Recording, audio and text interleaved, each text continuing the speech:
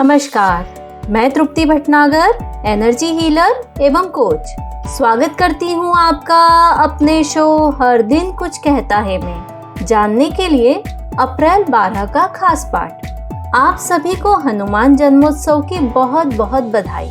आज का दिन सिर्फ एक त्योहार नहीं है, ये दिन है उस अद्भुत भक्त की जयकार का जिसने अपने जीवन को प्रभु श्री राम की सेवा में समर्पित कर दिया था। कहते हैं जहाँ हनुमान है वहाँ डर नहीं टिकता, जहाँ उनका नाम है वहाँ संकट पास नहीं आता।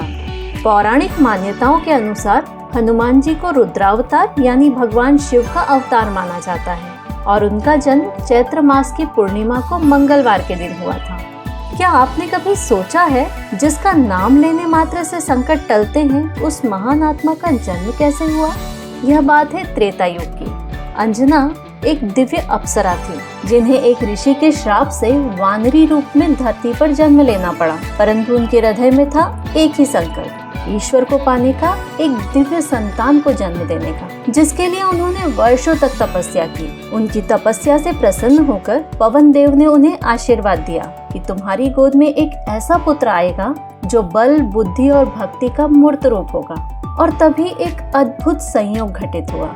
एक और जहाँ अंजना माता शिव जी की कृपा प्राप्त करने के लिए नारायण पर्वत पर तपस्या कर रही थी, वहीं दूसरी ओर अयोध्या में राजा दशरथ पुत्र प्राप्ति के लिए पुत्रेष्टि यज्ञ कर रहे थे।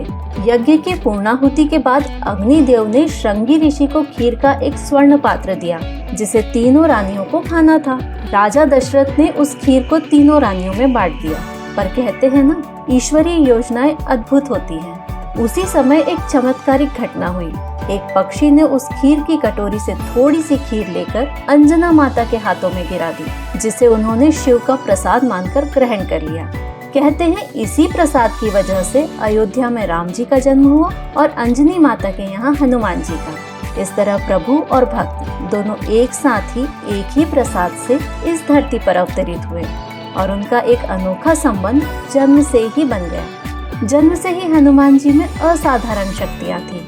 बचपन में उन्होंने सूरज को फल समझकर निगल लिया था, जिससे पूरा ब्रह्मांड अंधकारमय हो गया और देवताओं को हस्तक्षेप करना पड़ा। तब उन्हें वरदान मिले, अमरता, बल, बुद्धि और भक्ति के, और तभी से वे अजर, अमर और अति बलशाली बन गए। उनकी कथा सिर्फ पौराणिक नहीं, प्रेरणात्मक है। उनकी विनम्रता, उनकी लगन और उनकी राम भक्ति आज भी हर भटके हुए मन को राह दिखाती है। तो क्यों न आज हम भी एक नई शुरुआत करें, डर और भ्रम को छोड़ें और अपने भीतर के हनुमान को जगाएं।